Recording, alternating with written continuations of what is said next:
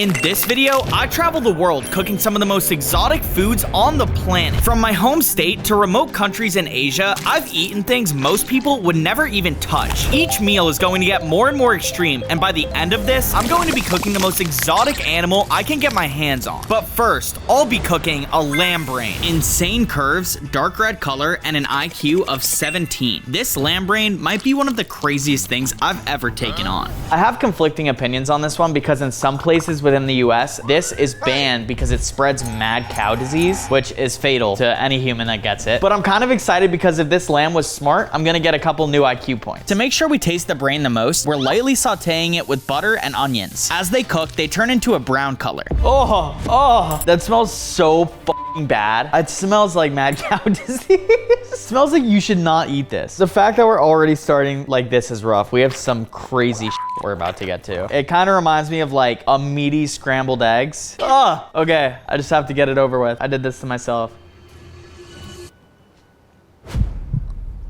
For every exotic food in this video, we're gonna give it a tier list ranking. So for the lamb brain, I'm giving it a D tier. All right, before I show you guys this next food, I just wanna tell you this was not my idea. These are bison testicles. Light pink, super veiny, and shaped like balls. I can already hear the comments from here. Despite what you may think, these testicles are a delicacy in several states across the US. Also called Rocky Mountain oysters and traditionally made from cattle, sheep, or pig testicles, not many people would dare to give these a shot. You know I like a challenge though, so I went with the biggest nuts I could find, specifically sourcing them from bison. No better way to start it off than to cut one straight in half. I'm not gonna lie, I felt this as I was doing it. That feels nuts. I wonder if this is what our testicles look like on the inside. The traditional way to cook these is to deep fry them, and who are we to break tradition? These ones I'm gonna cut in half, but this one I wanna just cook as the whole testicle and bite into it. Start by seasoning your crust and coat them heavily so you don't lose your breadcrumbs as they fry. You're gonna put vegetable oil in, and since it's a deep fry, we need a lot of it. Slightly. Wow. It's important you get the internal temperature to 140 degrees Fahrenheit. Otherwise, you can get sick from the undercooked meats. This is the big nut.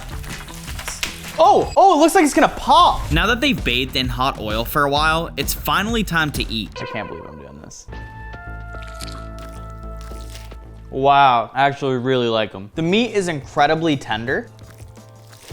That is delicious, man. Bro, I could eat hella testicles. This is one of the most delicious foods I've ever eaten, giving us our first S-tier meal. And now onto a truly dangerous sea creature. A disc-like body, hidden eyes, and venomous tail that can kill you. This stingray would be an absolute nightmare to step on. With a strong tail muscle able to thrust its sharp point deep within your skin, this sea creature primarily eats crustaceans, giving its meat a very sweet taste. Not a lot of people know when it comes to stingrays, there are 4 different fillets of meat that you can get. 2 of the fillets rest on the top part on either side of its wings, and then 2 other fillets lay on the bottom part. But since this is such a small stingray, we're only gonna get the 2 top ones. With so many striations in the meat, you're guaranteed to have a tender bite. That's why I'm making stingray tacos. So the first step is to get your tortillas, and you can't just have soft tortillas, so you gotta crisp them up, and we're gonna do that by putting olive oil in our pan. Once your pan is piping hot, you're gonna put in your tortillas. They only need like 30 seconds on each side. We really just want them to get a like nice brown crisp. Ow, it's hot. I always put my tortillas on a little napkin so that all the oil could be absorbed into the paper towel. We're just gonna go ahead and cook our stingray now. The meat is so thin that you literally need only 30 seconds on this, so we're gonna give it a flip already. Lastly, torch the highest quality cheese you've got onto the tortilla before laying down your meat. Give it a little fold, and then we just take a bite. I taste a lot of the oil that I was using for the tortilla. Once you crunch through that, I'm getting a strong truffle and brie flavor. It's kind of like a fishy quesadilla, but in a good way. And now onto our next dangerous sea creature. Snake-like body, crazy pattern, and 3 rows of teeth sharper than razor blades. This is a spotted moray eel. Nah, I'm just kidding. This thing isn't electric. It's a moray eel. Electric eels only live in the Amazon. A lot of people think all eels are electric. That is not the case. One thing to note is that eels have incredibly high mercury content, which in large doses can stop a human heart. I've been marinating this eel in ponzu sauce, which is like a citrusy kind of soy sauce. It's been in there for a good amount of time, so it should like really absorb the flavor. Baby pan for baby amount of eel. Lay a thick dollop of butter in your pan and rest your eel in the center of it. This will make the flavors marinate together. One thing eels are known for is having a very bony structure. Them and snakes share like the same exact body type, so I have to be careful as I eat this that I don't just eat a bunch of bones. It smells good, like a barbecue-y flavor. Wow, it's super good. Oh. Look, this is the bone I was talking about. That's really good. I feel like the ponzu like burnt a nice crust onto it. The only thing that is not super desirable about this is all the tiny bones on the inside of it, but the meat is delicious. And now onto cooking the world's largest egg. These are 20, oh! Damn, man, that sucks. All of these eggs, including the ones that just broke on the counter, are 24 eggs. However, this is also about 24 eggs. 4 pounds, hearty shell, and holding a world record. This is the largest shell on the planet. With the average time before hatching being 42 days per egg, you've got plenty of time to make something delicious before you need to cook an entire bird. We're gonna make the world's largest hard-boiled egg. Obviously, this is gonna take, oh! Bro. All right, well, lucky for me, I have 2 ostrich eggs. Hopefully I don't break this one. We have our pot boiling with water over here. Wow, look, this like breaks the ladle, but we're gonna have to make it work. Ow! I always hurt myself when I cook. Ostrich eggs take an hour and a half to hard boil. So while we wait for it to cook, we're moving on to the second largest egg on the planet. This is an emu egg. Dark green, 2 pounds, and rough in texture, closely resembling what you'd imagine a dragon egg to be. This emu casing is the only thing protecting a delicious yolk on the inside. They're dark green because of the natural pigments deposited in the shell, which double as a natural camouflage once they've been laid. The color also works as a protection from UV rays from the sun, making it truly unique. Although not as big as an ostrich egg, it is still significantly larger than a normal egg. Since I want a direct comparison to the ostrich egg, I'm gonna hard boil this giant so we can truly see which is superior. We're gonna put our emo egg into boiling water. I got a special pot for this so that we can actually see it as it boils. I gotta be careful as I put it in also, otherwise it'll crack. Okay, great. Now we wait. Much like its ostrich cousin, an emu egg also takes an hour and a half to hard boil. So we're gonna let them sit and move on to the world's smallest egg. These are black ant eggs. Out of every egg on the planet, I'm surprised this even counts as one. Resembling finely ground coffee with a strong buggy scent, the biggest thing throwing me off are the tiny ant bodies included in the packaging. Kind of afraid to eat them because if there are any other unhatched eggs, maybe they'll hatch in my gut and then be crawling around and eat me from the inside out. Let's hope that doesn't happen. The only redeeming quality about these is that they're a delicacy in Asia, and they're actually like a superfood, very high in protein. These eggs come cooked and seasoned right out of their packaging, making them ready to eat right away. Bone apple teeth, let's get it. Ooh! That's really bad. Oh, instantly extremely bitter. I'll be real, I didn't even bite into it. And oddly enough, it tastes a little bit like coffee as well. That was nasty, that was rank. And now for our next exotic food. I have a giant octopus. 8 arms, gelatin body, and thousands of suction cups. This octopus was once a fierce predator that lived in the ocean. Relying on their camouflage to hunt crabs, these cephalopods mainly eat crustaceans, making their meat particularly sweet. And my favorite part about them is that when you put them down, they kind of just melt into jelly. Look. Isn't that cool? Whoa, what's going on back there? I say that because I would have never expected it to take over an hour to boil these eggs. I am excited to try them though. All right, we're gonna cook this behemoth, but first I wanna try one mukbang raw style. I think I'm just gonna straight up bite its tentacle. Very refreshing. It has like a tougher texture, kind of like an apple. While you can eat the entire body, the most prized part are the tentacles. Start by detaching from the head, then cut into the desired bite-sized chunks you're going for. Since I'm in a barbecue mood, I'm putting my octopus onto a skewer, seasoning generously with spices and torching it till it gets that charred, smoky taste. I'm a little concerned because this barbecue skewer is wooden, so if it catches on fire, this whole place is going up. Pay attention to how the octopus reacts to heat. It is particularly interesting. Comment right now if you think the way I cook this is fire, or like if it's absolutely wax. Oh, that's pretty bad. I think I don't like the spice I put on it. It's very spicy. I hate spicy. The seasoning I put on it was a Moroccan seasoning. It has a light spice and a very deep smoky flavor. I swallowed it, now my whole throat is burning. That being said, isn't too bad. I kind of like it. This next one is technically barely even a food because it's 95% water. I'm talking an entire jellyfish. Oh, that smells pretty freaking bad. It also doesn't look entirely like a jellyfish. Incredibly translucent, rough in texture, and salt crystallized on the outside. Believe it or not, this is edible. Mainly eaten in Southeast Asia, this food is prized for being very low in calories. It's also high in antioxidants and anti-inflammatory properties, giving it benefits to anyone who decides to take a bite. To consume, you need to let them rest in fresh water for over an hour. Otherwise, the sodium will be too strong for it to be enjoyable. I'm noticing after 20 minutes of it being in the water, they're slowly starting to become more mushy and rehydrate. Apparently in Asia, these are a delicacy and they're supposed to be crunchy, so I'm excited to try them. Oh, it kind of stinks a little bit. It's definitely very crunchy. You guys hear that? Wow, and even with soaking it in as much water as I did, it's still so salty. It's crazy. It's like really fishy too. I don't like that at all. Not a single food has been good in this video. Why do I always get the shit exotic foods? Next up, we have an entire beaver tail.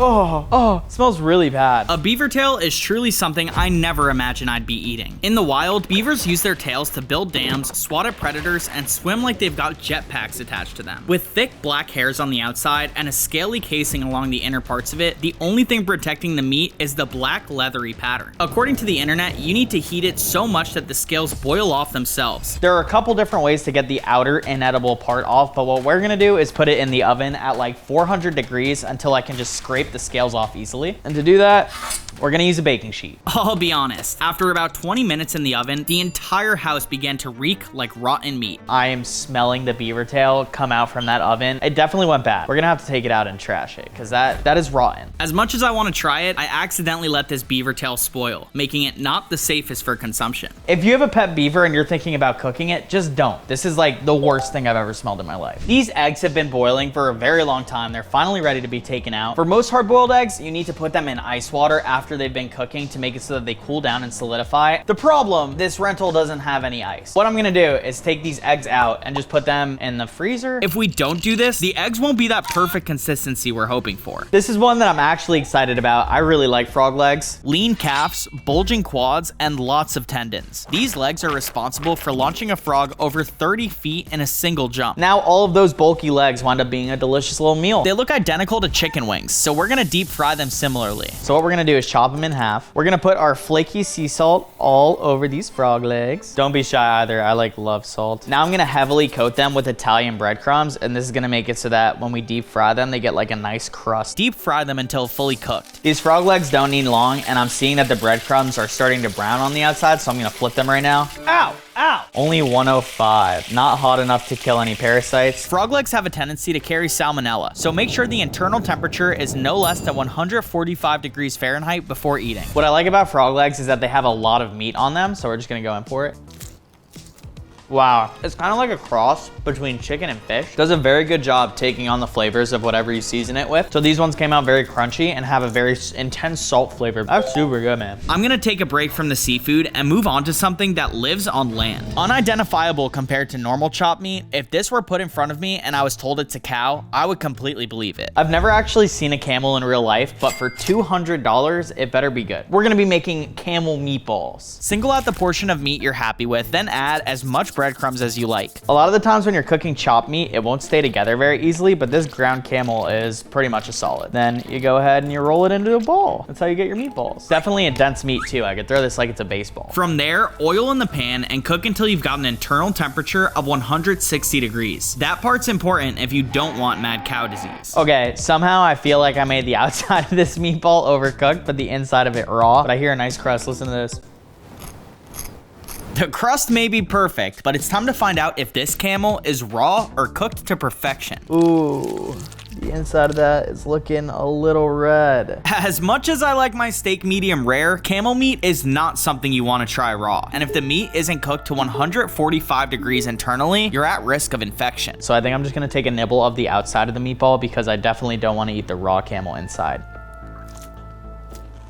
Wow, this is definitely raw, but it tastes just like a cow meatball. It's fire. I feel like camel is very dense. Our next exotic food is combining two animals into one. At first glance, these don't look very impressive. Upon further analysis though, you'll see that these sausages are made from rabbit. Now pork is pretty normal. I've had a pork sausage before, but to say I've had rabbit, I can't say I have. It's also completely cold. However, it did say on the packaging that it was cooked, so I'm just gonna eat it like this. This rabbit has me jumping for joy. Oh my God.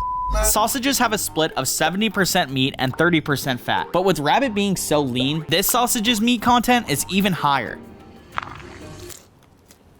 That's fire. Definitely would be better warm. I'm getting a nice smoky flavor. It's also a super light flavor. The outside of a sausage is kind of like a thin peel of skin, and then the inside is all kind of like chopped meat. I actually really like this one. This next one isn't an animal, but it's so popular on the internet, I want to see if I can make it. It's rainbow grilled cheese. This is a dish primarily made in Asia, and as much as I want to act like it's incredibly unique, it's really just a bunch of cheese with different food colorings. Step one is you got to start grating your cheese. I got a bunch of mozzarella right here. Mozzarella. Oh, it's working. Wow. All of that just got grated that fast. That's nuts. Add food coloring to each of the designated piles. You can add as many colors as you want, but 4 is what we're going with. Maybe I'm completely naive, but I was in total shock finding out what's inside of the food dyes. Is this like red 40? Is this what they tell you not to eat? Oh my God, it's red 40. It's literally red 40. Don't make this recipe. It's very bad for you. It's like water and red 40. The secret to any good grilled cheese is to put a lot of butter in your pan and let that make your bread nice and crispy. Now that I have a thick layer of butter throughout my entire pan, I'm gonna put my bread in. Beautiful. A good grilled cheese has golden brown crust, and we nailed that. So we're starting with the red on that side of it. The green, after that, we're gonna go with the blue. 3 colors, should we go for a 4th? We're going for it. We like to push the boundaries here. And then the last one, we're putting the yellow on. You don't wanna mix, otherwise you'll have one big mystery color. Now that all the colors are on there, we're gonna close our sandwich. Ooh, it needs more butter. This is the first time I'm making anything like this, so we're gonna have to see how this experiment turns out. Ow, ow. Oh no, code reds are happening right now. Okay, it looks pretty good, but you can never really tell until you cut it open. Let's see if the cheese pull works. It worked! The entire sandwich is segmented into different colors just like we had hoped. The fact that it's still going is crazy. That was a pretty good cheese pull. There's enough red 40 in here, it would actually kill me, but I think I have to take a bite. While it is delicious, it's incredibly unhealthy with the massive amounts of food dye inside, making me rate this a D on our tier ranking list. Up next, we have the most expensive caviar on the planet, and for that reason, I can only get a small tin full of it. Coming from a critically endangered Russian sturgeon, this caviar costs $700 for 2 spoonfuls. That's because to harvest it, you need to waste a pregnant sturgeon, making it never able to produce caviar again. It's golden white in color with a thick oil that coats every egg. This ingredient is so rare that eating it any other way than raw would be disrespectful. We're just gonna go in for it. Wow, it's incredibly oily, super, super light. Look, I found 1 individual egg on my hand. These bad boys are so expensive, you can't let any of them go to waste.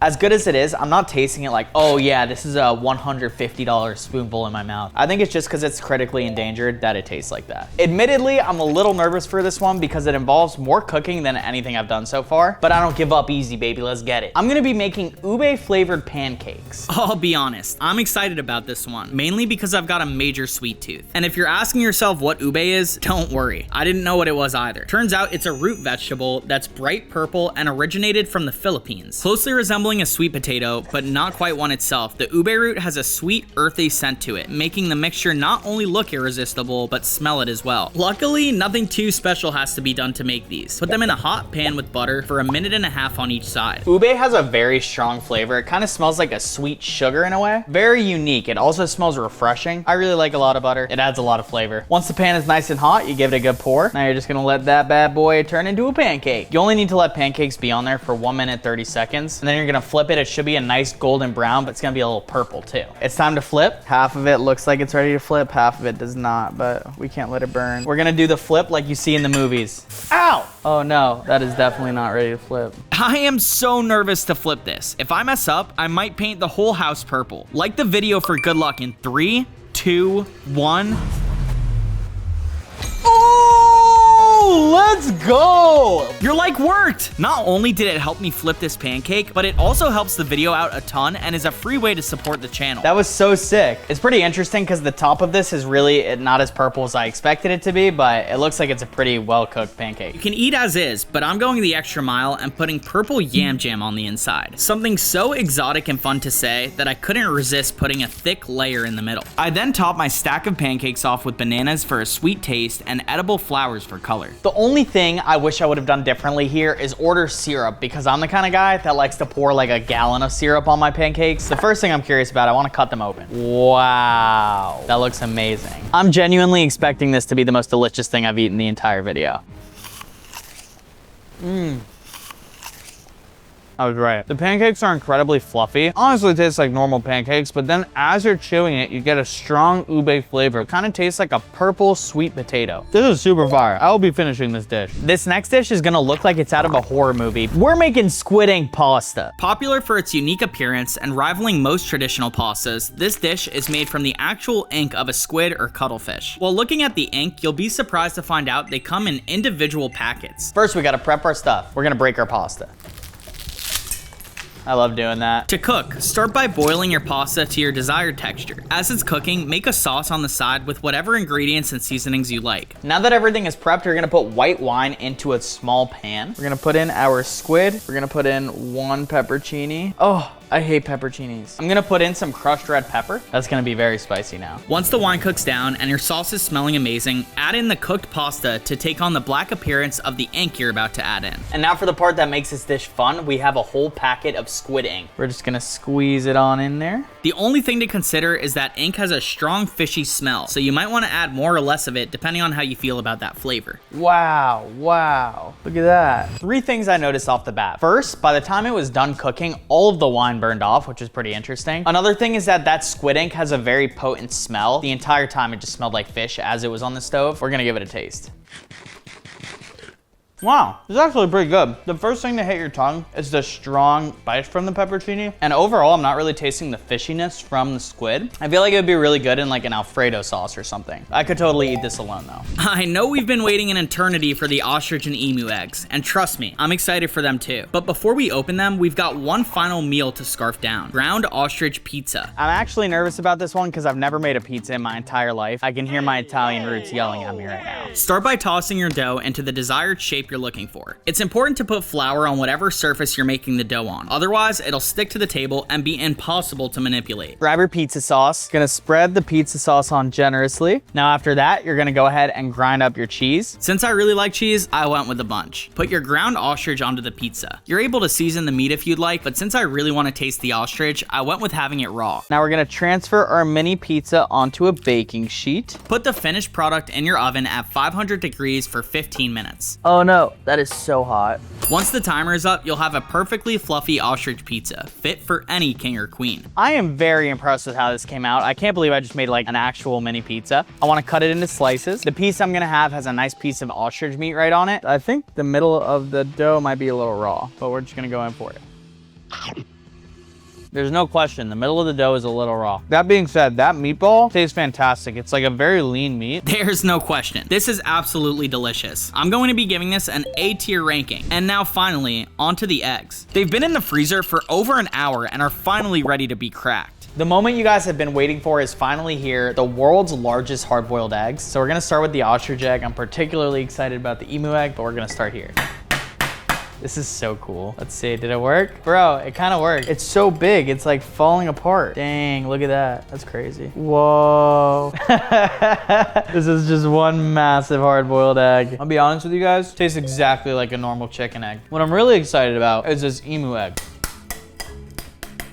Wow. It's all just peeling right off. Wow. It came out perfect. Look at that. We got a perfect emu egg. And now it's time to head to Asia to cook a giant mud crab. Despite looking harmless, it's the most aggressive crustacean on Earth. Known for their dark brown shell perfectly blending into their preferred muddy environment, these crabs can take a finger off with one good pinch. They come with their claws bound in a thick plastic, which must be removed before cooking. Once naked, throw them into a pot of plain boiling water, and after 7 minutes, we remove them for a complete color change. I know this recipe seems basic, but as this video progresses, the recipes and crabs will get more and more exotic and complex. But for now, we're going on to the tiger crab. Green eyes, crazy pattern, and pinchers that are sharper than a razor blade. This crab may be one of the most exotic species on Earth. They come with their claws bound by a thin rubber band and a cool, calm demeanor. Don't let that fool you though. These guys are maniacs after earning their freedom. With a slender body type and extremely hard shell, the main defense of this crab is its speed and agility over its strength. We're gonna do a different recipe with these by boiling them with salt. Hell Don't say I'm a cheater. You want to make sure your water is saltier than the ocean. If you use fresh water alone to boil, the chlorine in the water will remove the oceany flavor that we love so much. All right, I'm gonna put them in upside down so that they don't fight it. After 7 minutes, their shell changes to a slightly more vibrant state of red than it was before cooking. This is one of the only crabs that keep their pattern after they're cooked, making them truly unique. The next creature isn't a crab, but it's so cool I have to include it. A giant isopod. Alien body, armored shell, and hooks for hands. This monster is one of the oldest living beings on the planet. Most people in the US wouldn't dare to give this a shot. We've officially reached our first mystery animal in the video. People go absolutely crazy for these things here in Vietnam, but in the United States, most people think that they're the most bizarre, disgusting looking things that you could find. It's one of Earth's oldest creatures, being over 450 million years old. And the coolest part about them is that as a defense, it kind of just turns into a giant roly-poly. The shell is extremely hard too. Listen to this. The best way to cook is to let them steam for 15 to 30 minutes in salt water. Once finished, take them out and remove all their legs for the easiest meat extraction. Work your scissors around the outer skirts on the inside to reveal its fleshy, edible tissue that has a pungent seafood taste. I know this creature looks bizarre, but it is truly a fraction of the exotic species we're getting into today. Getting back to the crabs of this video, this must be one of the craziest variations yet. These crabs have to be the most wild ones that I've ever seen in my life. Ow! The most unique feature on them is that their claw looks like a wrench. Should I let it pinch me? Oh my god, oh my god. Frog crabs have armored arms that closely resemble wrenches. What's crazier, they don't have traditional bodies either. Obviously, you see the body of these don't look like most other crab species, and for that reason, we're not gonna be able to cook it the same. While most crabs have one big carapace, this one is separated into 2 sections. Their lower body has several flat and wide legs, making them effective swimmers in the ocean. They're also covered with tiny hairs and eyelashes, which are used to sense anything they can eat. Because they're not a particularly aggressive crab, they're scavengers, making their taste truly unique. We're finally getting onto the more complex recipes in the video, progressing to crab pasta. Buttery frog crab pasta, that is. Step 1, pray that they all fit in your pot. These things are absolutely massive. We start by boiling the crab to make its meat solidify, then get started on a seasoned buttery garlic and onion sauce. The crab has been cooking for 10 minutes, so we're about to take them all out. It's so hot. For the pasta, we're going al dente. So now we're gonna take all of our spaghetti. I always break it in half. Ow! Oh my god! I got so lucky that that didn't just go in my eye. Anyways, let's put it in.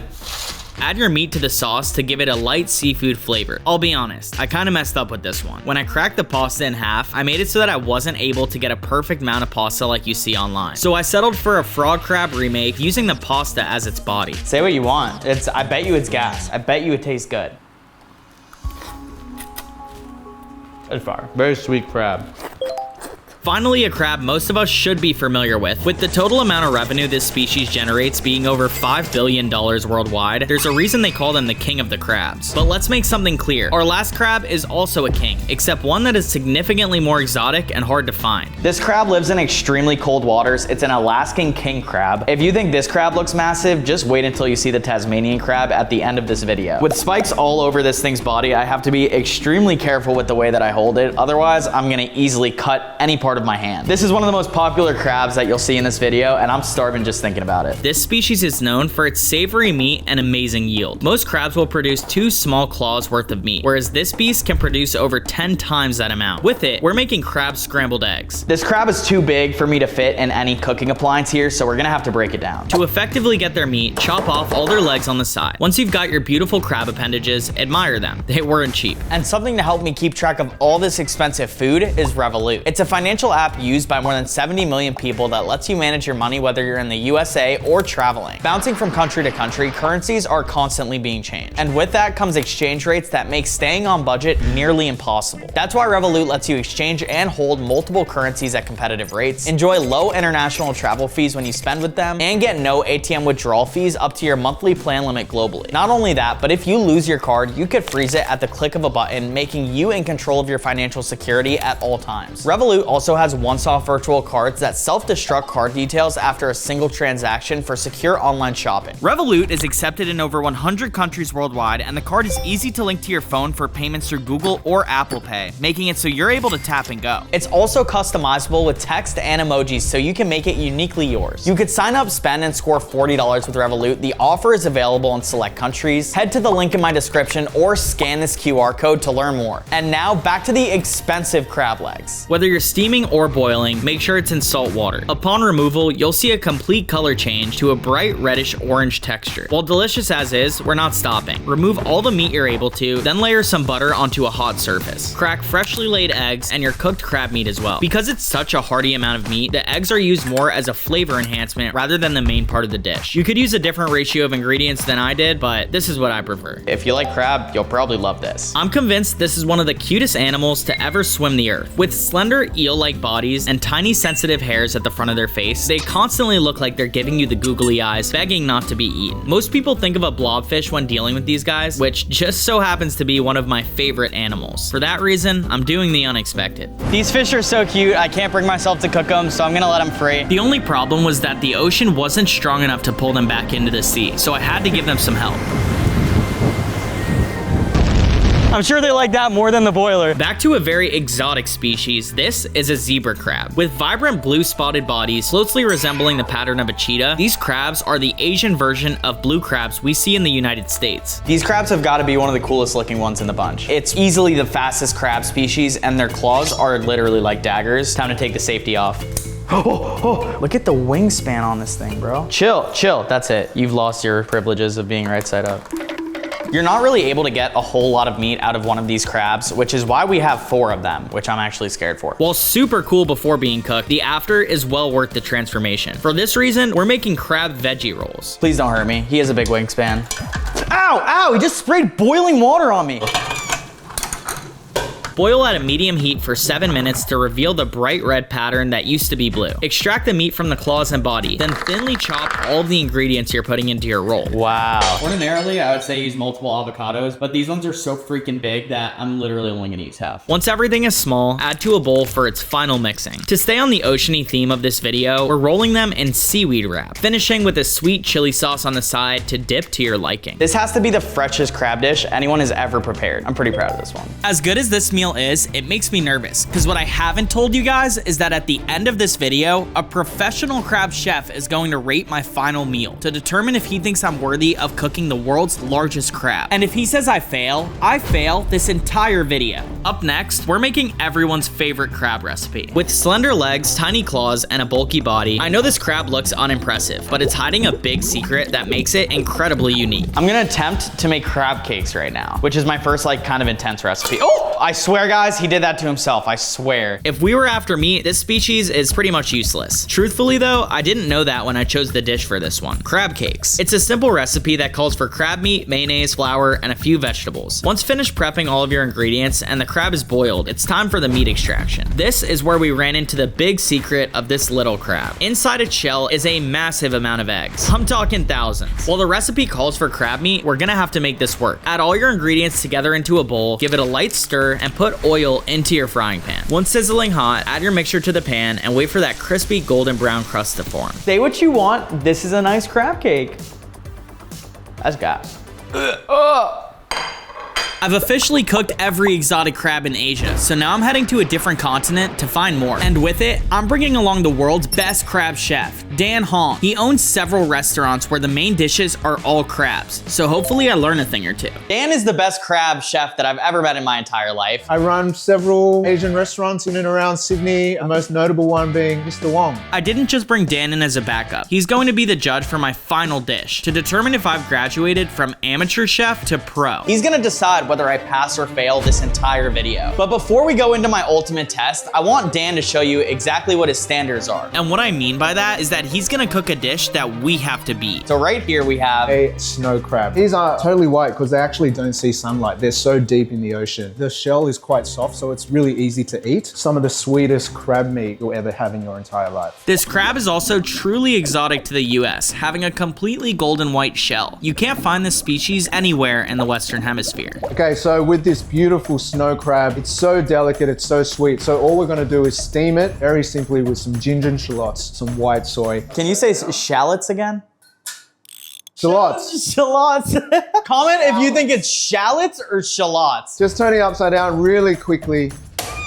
separating half the body. I'm not gonna lie, Chef's crab dismantling techniques are more on point than anything I've encountered this far. If I don't take mental notes quick, I might fail this entire video. How many crabs do you think you've cooked in your entire life? Thousands. What's your favorite way to cook it? My favorite's like this, especially with a crab like this where it's super sweet. When a man who's cooked thousands of crabs says he's about to make his favorite recipe, you take notes. So I've got the steamer on here. We're just gonna wait till it comes to the boil, and then it should only take about 5 minutes. Something Dan brought to my attention is that he's using a traditional bamboo steamer, which has the advantage of absorbing the condensation below it. When you use a metal steamer, you risk having condensation slowly drip onto your food, making whatever you're cooking soggy. Steamer's boiling. I'm just gonna put the crab in and maybe a touch of Chinese cooking wine. Bro, chefing. Yeah, boom. As it's cooking, it should take only about 4 or 5 minutes. I'm just gonna make this simple white soy dressing. So this white soy is a Japanese product. I find it tends to be a bit sweeter and not as salty. And then I've just got some sugar, and then my secret ingredient. This is kombu extract. And this is the extract of kombu seaweed. This is like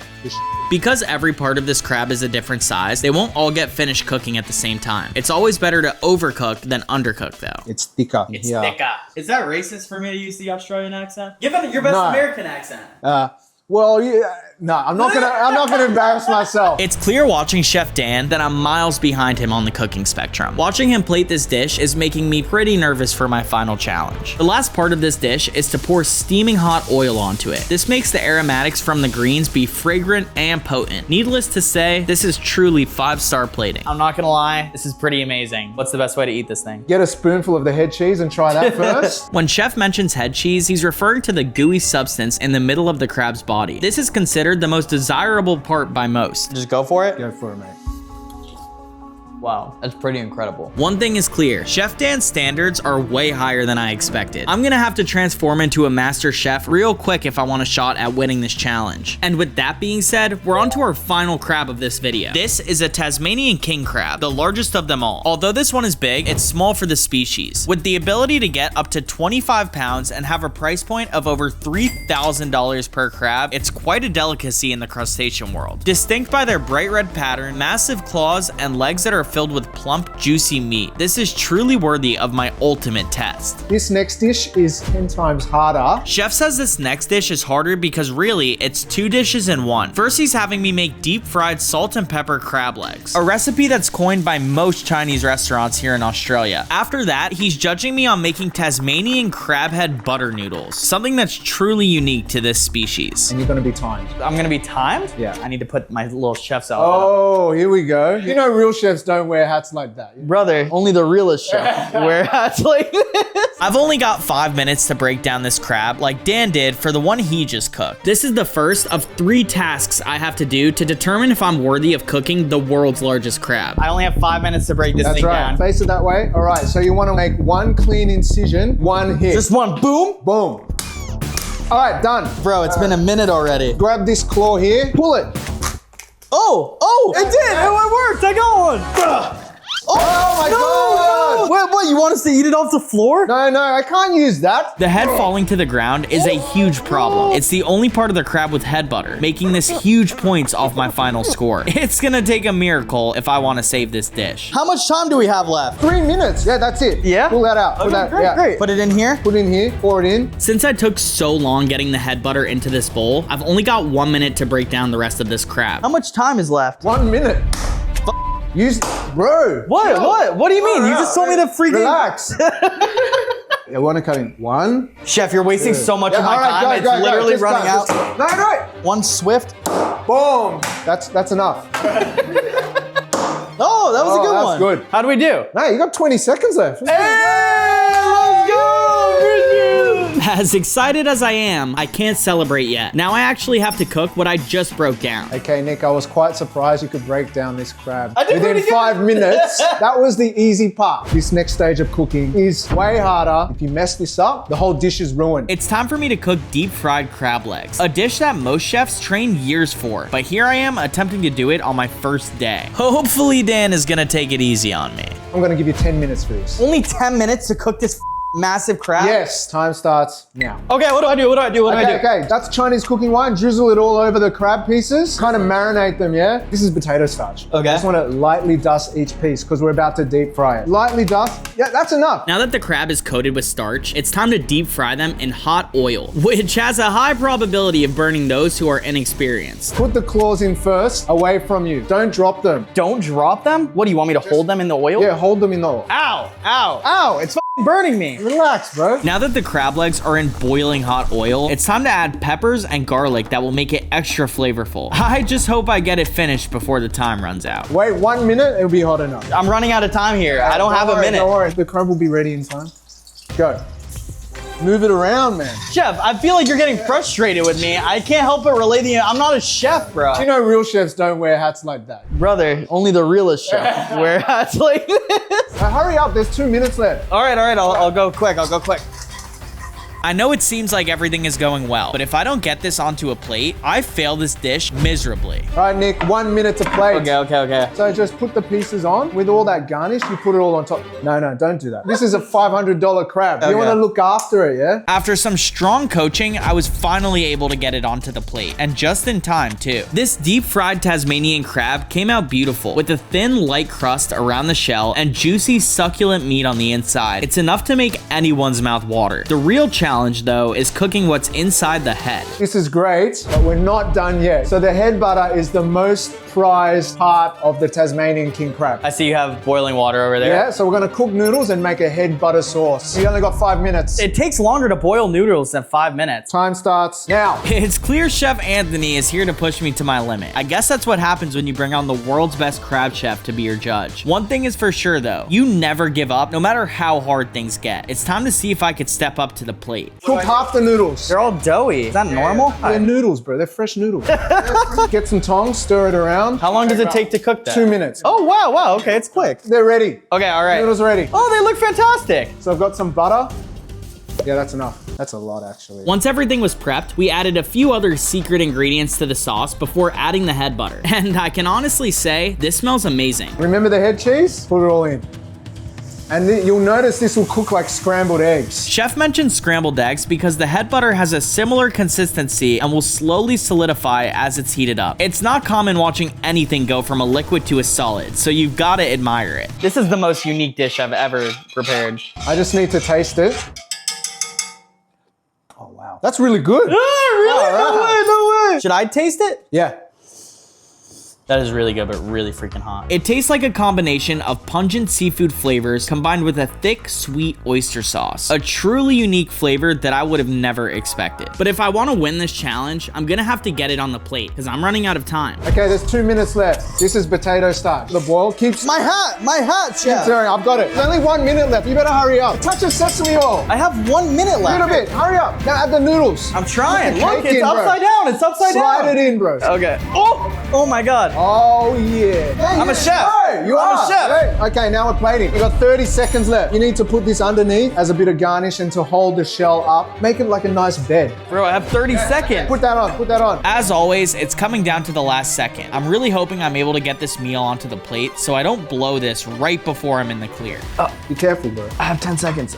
I feel like this way will be prettier. That's it. Head cheese noodles, bro. That is beautiful. Yeah, how much time is left? You made it, mate. In front of us are Tasmanian crab flavored noodles, resting on a bed of veggies and using the head of the crab as a plate. I'd be lying if I said I weren't very impressed with the way this dish looks, but it's not about that. It's about the taste. It might look good, but it's all about the taste. Okay. Yeah.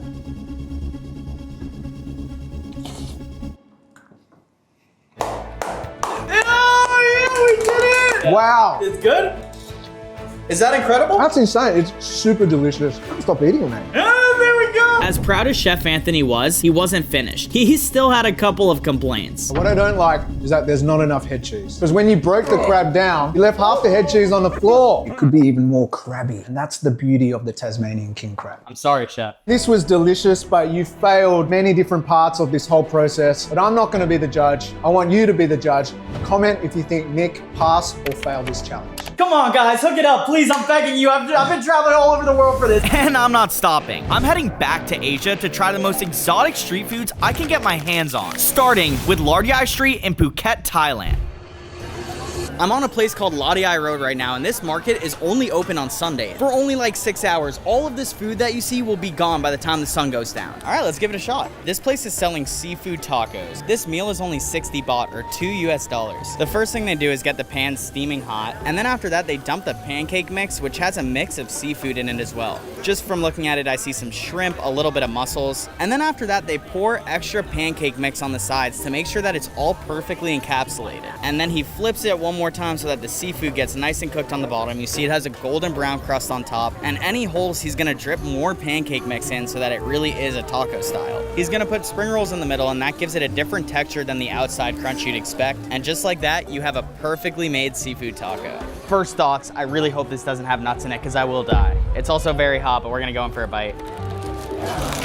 To find out which market is the best, I'm judging everything I eat on 3 factors: taste, texture, and how bizarre it looks. Like, as I bite into it, I'm not tasting a whole lot of seafood. I'm tasting a lot more oil than anything else. These things give it a nice crunch and a little air of refreshness in it. It kind of tastes like a funnel cake with whatever these things are. The fact that this is only $2 is mind-blowing to me. This would 100% fill anyone up. This man a few streets down are selling entire ducks. So pretty much what they're gonna do is take it right off the rack and start cutting it in half right in front of your eyes. It's a little graphic, I'm not gonna lie. Unless you've seen something like that, it totally takes you off guard. Either way, this duck looks like it's seasoned to perfection. I have never seen something so red, crispy. Let's give it a taste.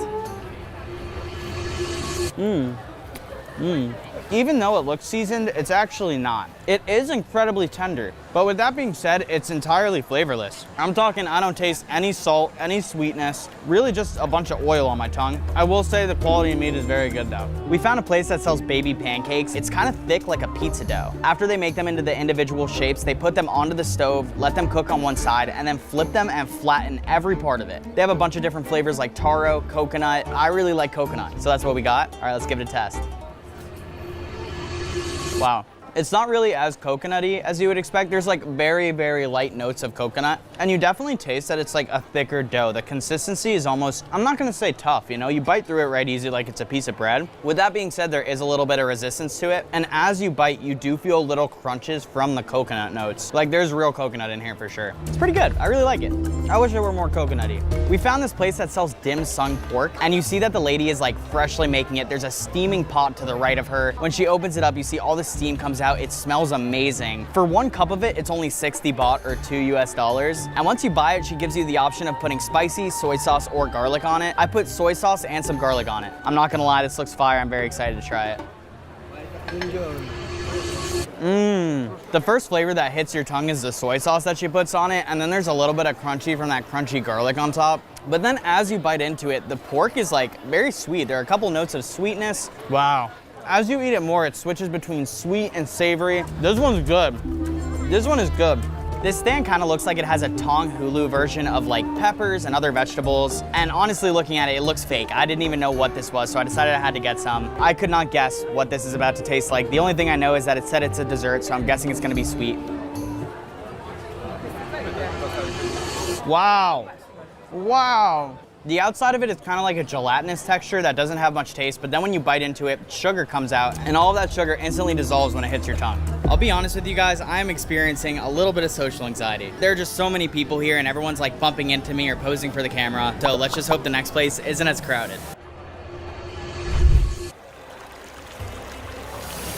We're at the floating market right now, and it's essentially a street market, but on the water. There are vendors all over the place, and we just pulled up to a coconut ice cream stand. Oh wait, no nuts, no nuts. Okay, that was close, I almost died. What she's doing is using a tool right now to skin the fruit of the coconut off. After that, she puts fresh made ice cream into the coconut, and just like that, we have a perfect coconut ice cream. Thank you so much. And then we get pushed off, and that's the whole vibe of the floating market. Here we go, we got our coconut ice cream. I have a piece of coconut and the ice cream right here. We're gonna give it a taste. Wow. The first thing I notice is that the ice cream is coconut. As it melts in your mouth, you taste the notes of the coconut. Now, the fruit itself is not the ripest coconut I've ever had. I don't know if that's really something they could do at all, but it does give like some good texture. As I bite into it, it's crunchy, it tastes great. This is very good. Very, very good. Spicy? No spicy, no spicy. No nuts. I'm allergic to nuts. The first thing this man does is put the dumpling wrap onto the hot plate. After that, he covers it with a steamer so that it slowly becomes solidified. Once the dumpling wrap is finished, he's gonna put some bean paste in the middle of it. Each wrap can make about 2 dumplings, and then he wraps the paste around the bean. And just like that, you have a freshly made dumpling. I've never seen it made like this ever. It's such a thin paste around the dumpling. I'm gonna give it a taste. Wow. It has nuts. No way. No nuts. Peanuts. The nuts I'm most allergic to in the world. I'm sorry. He's watching me throw up right now. Oh, my whole mouth is tingling, man. Oh, I hate peanuts. All right, let's hope I don't go into anaphylactic shock. What we're looking at is a little charcoal grill, and they're putting their chicken on, which has a sauce on it. This is a chicken kebab. They put some sort of sauce on it. Based off smell, it smells like a spice sauce. Okay, let's give it a taste.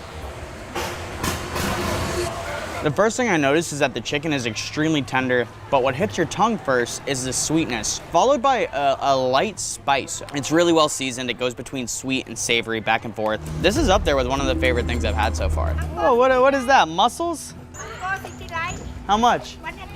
100? 50? 100.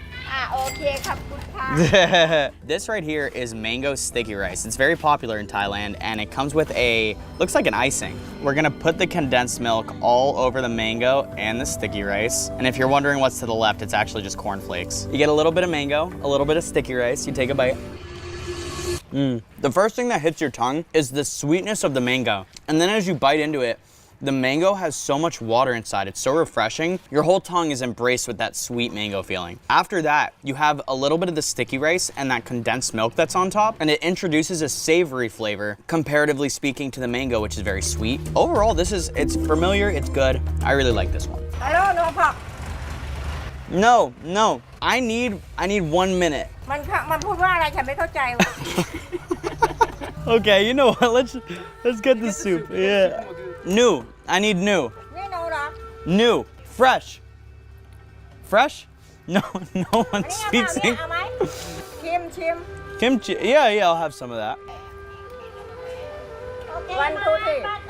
Thank you. This is a soup with bean sprouts, shrimp in it, and a little bit of fish. What you do is you pull up to the vendor, and she kind of just piles on a bunch of stuff that she thinks you'd like. After you have a bowl full of all the ingredients you like, she puts a little bit of soup in it. The only thing is that I noticed she was handling a lot of the ingredients with her bare hands, but hey, we're in Thailand. We got a bite with a little bit of everything, some bean sprouts, some noodles, some shrimp. All right, let's see how it tastes.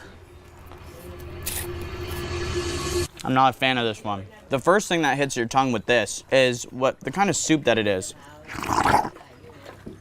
It's like a miso soup, but as you bite into the shrimp, you realize that they don't take the skin off of their shrimp. It's not peeled, and it's very crunchy. Also, the bean sprouts are not entirely ripe, and I don't know, it's not like a good miso soup either. Oh, this is, I don't like this at all. Hard pass on this. Imagine I tip her and she just starts speaking like fluent English. For you. Okay. I know you secretly speak English. Thank you. Yeah, see? I told her. I knew it. This lady has made my entire trip so far. Ah, look at her. She says she's so sweet. Thank you. Because everything I've been eating has been Thai, I thought it was only right to experience a different culture. And for that, we're heading to Chinatown. I'm in the middle of Thai Chinatown right now, and to the left of me is an authentic dumpling place. The woman that's making them looks like she knows exactly what she's doing. She starts by frying your dumplings in an oil that we really hope is not peanut oil. After that, she takes them out, cuts them into a bunch of little bits into a dish, and then douses them with a little bit of soy sauce for that authentic Chinese taste. These are dumplings, those are gyozas. There's a plethora of options on this thing. This entire bowl is only 60 baht. Imagine getting all this for $1.80 in the United States. All right, cheers. Oh my goodness. It's fried to perfection. The inside of the dumpling has a nice sweetness to it, but she also poured the soy sauce on top, so there's like a contrast of sweet and savory. The meat in the middle is very tender, so as you bite into it, it's just all of the sweet juice pours right out of it. To the right of me are little tiny dough balls, and on each of them, it kind of looks like they have a glaze to them, and then the other ones are savory and has some seeds on them. Starting out with the savory one. Wow. It's very, very sweet. On the inside, the dough kind of melts in your mouth. It's kind of like a sugar on the inside. The outside is very firm, so when you crunch into it at first, you're not really tasting a whole lot, and then out of nowhere, all the sugar dissolves and it all hits your tongue at the same time. This is good. That's the one I suspect to be savory, so I can only imagine what the glazed one is gonna be like. Wow. I'll be honest, I'm a little afraid that this has nuts in it, so I'm not gonna swallow, but you taste very sugary notes in it. And then on the inside, it's like the saltiness, and the salt dissolves on your tongue. To the right of me is what looks like an Asian grilled cheese stand. Now the scent coming off of it is very, very cheesy. First, she's gonna spread the bread, and then she starts spreading what I suspect to be cheese in the middle of it. You're able to pick what kind of sauce you want on it. From what I understand, they have strawberry and everything else got lost in translation. Smelling it, it smells like sweet. I don't know what this green stuff is. The green stuff is what I'm smelling. Let's just go in for a bite. Wow.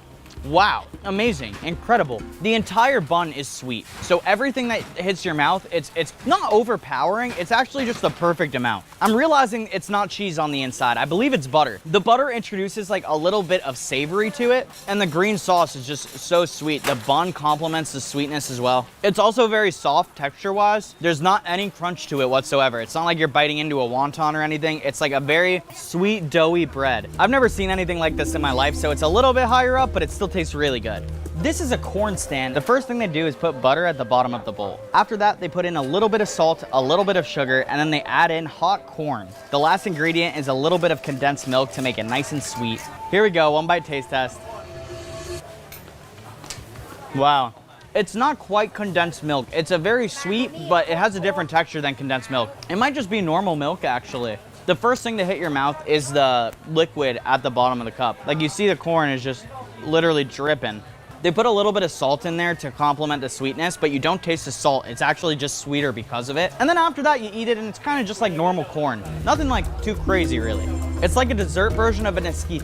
It's kind of crazy because as busy as this street is with people, it's an active street and cars are just bumping their way through. It's wild. To the right of me is grilled coconut sticky rice. It's wrapped in a banana leaf and then grilled until the banana leaf is nice and charred. The only thing better than that is that it's only 10 baht, which means it's about 30 cents. She serves it by putting the fresh banana leaves in a plastic bag and then puts the charred one right inside. Thank you. There's a little toothpick in the middle of it. You pull that out and then the whole thing is open, revealing the coconut sticky rice in the middle. All right, let's give it a taste.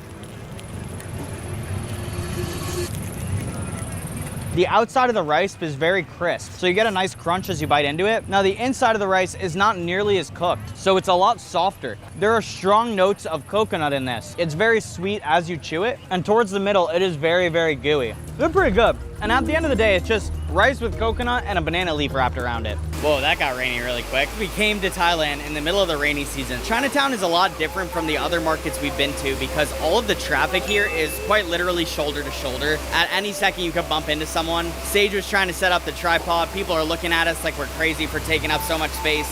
And it's also cool, you know, as you drive through the place, everything is written in Thai. Sometimes you see some temples and just things you would never really expect to see, and it's just a constant reminder that you are in Asia. Out of all these places, I haven't really been challenged. For that reason, we're going to the most daring street food market in all of Thailand, Jodh Street Fair. I'm at Jodh Street Fair right now, and it's the most popular place in Thailand specifically for street food. I can tell just from looking around, it definitely has some of the most wild things, anything ranging from like deep fried squid all the way to live dancing shrimp. It's actually wild. We're here to target the most bizarre foods that they have. To the left of me is a booth full of insects. They have things like scorpion on a stick, straight up maggots, crickets, grasshoppers, you name it, this booth is entirely bizarre. I have always wondered what a scorpion on a stick would taste like, so we're gonna give it a shot. The vendor picks out whatever bug you want, and then he sprays it with a little bit of spicy soy sauce. After that, he puts a dabble of pepper on it and serves it right up to you. I'm lucky enough to have him take off the venom piece of the tail, so I'm very happy about that. Okay, we're gonna give it a shot.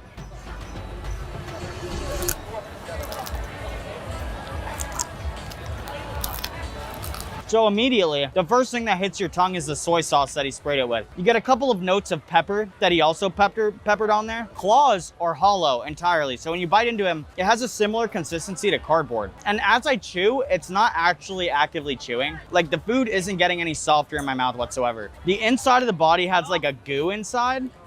probably the insides of the scorpion. It didn't taste as weird as I thought it would. It kind of just tastes like soy sauce, so I'm guessing this kind of takes the flavor of anything you put on it. The weirdest part was definitely the thought that it was a bug and the consistency of chewing it. This stand has the most bizarre looking thing I've ever seen. It's literally an entire grilled squid tentacle. She takes the entire squid and starts dousing it in a sauce. After that, she turns on the grill and slowly starts to char it, and then she uses a torch on it to give it a nice crispy flavor. As she grills it, she starts to score the octopus so that the flavor gets caught inside more, and then covers it with the top. Once it's charred, she douses it with teriyaki sauce, giving this as the final result. The crazy part is you could get this entire tentacle for only 100 baht, which converted into dollars is less than 3 USD. All right, this is pretty wild. I'm not gonna lie. I'm just gonna go in for it. I'm thinking I want the tentacle part.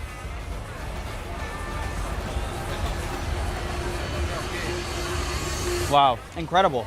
The teriyaki sauce is sweet, but also very spicy. My mouth is on fire right now. It has a super good contrast though. The first thing that hits your tongue is the sweet. As you chew the tentacle, the consistency is actually pretty close to an apple. It has that nice crispiness to it, a nice firmness. It's not fishy at all, not at all what you would expect. It's not squiddy or fishy. I would say this is one of my favorite meals I've had here so far. They also have tiny little octopuses, so we're gonna try that as well. For the octopus, she puts it in a sauce, and then after that, puts it on top of cabbage. They have a beautiful color to them. They're nice and orange. We're just gonna go in. Bon appetit.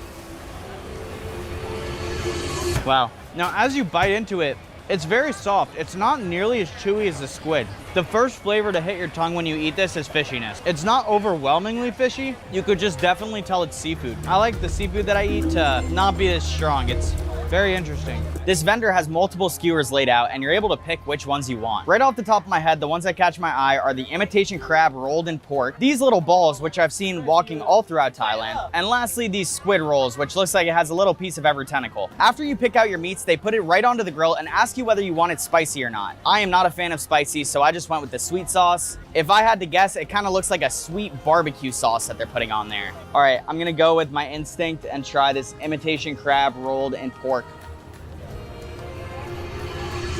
Very sweet. The sauce they put on top is soy sauce. That's what it is. The imitation crab is very tender, but what you're tasting for the most part is the pork. Now it's time to go for this ball. It could be an egg, it could be an olive, who knows. It's a quail egg. Amazing. You bite into it, it's kind of like boba. It explodes in your mouth. You taste a lot of the yolk. It's very, very creamy yolk. And then it has a note of sweetness from the teriyaki sauce on top. Right behind me is a tank full of live squid. What they're gonna do is catch the squid with a net and then dip it in hot sauce. The squid is gonna think that that hot sauce is water and try to escape, sucking in all the hot sauce or spicy sauce into its brain. Filming, good. Oh, it's inking. It's literally inking all, it's freaking out, guys. I don't even blame it. All right.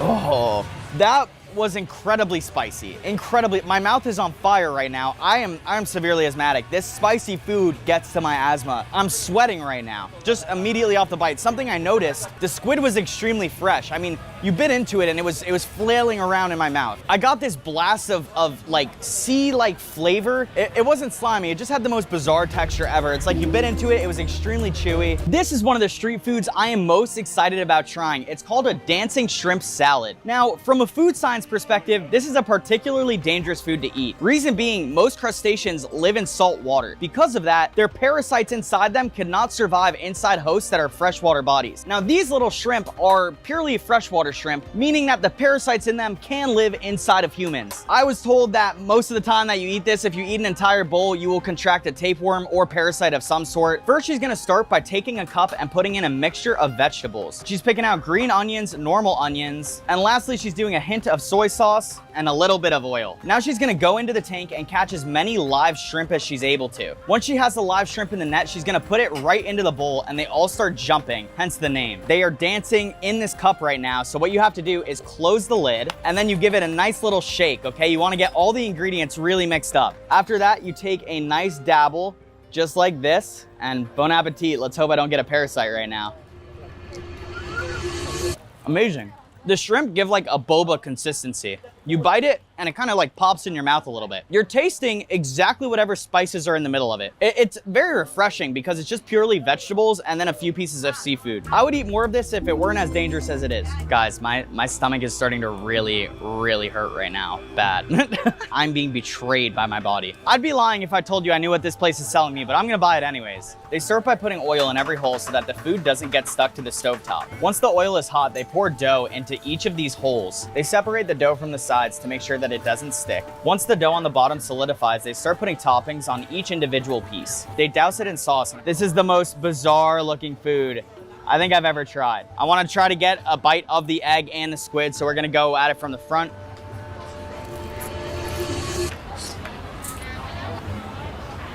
I feel back, they're right behind me. The first thing that hits your tongue is the octopus, and you taste it. It's a very fishy taste. As you bite into it, you really taste the texture of the dough on the bottom. It's fried pretty well, actually. It just so happens that the squid and octopus on top is very overpowering. I have never had anything like this. The shrimp one is actually a lot better because it's a shrimp taste. So what I'm getting is that it takes on the flavor of whatever you're eating inside it. The dough really is great, guys. The dough is fantastic. Behind me, it looks like a fried squid and octopus stand. So far, I've noticed a trend of not really liking the octopus, so we're gonna go with the fried squid. After you pick out the individual squid that you want, they're gonna go ahead and fry it. They're gonna dab each side so that the entire octopus isn't completely covered with oil. Lastly, they're gonna douse it in powdered cheese just to give it a little bit of extra flavor. In the Italian tradition, cheese and seafood absolutely do not mix. Let's give it a shot. Tentacle. I'm going for the tentacle.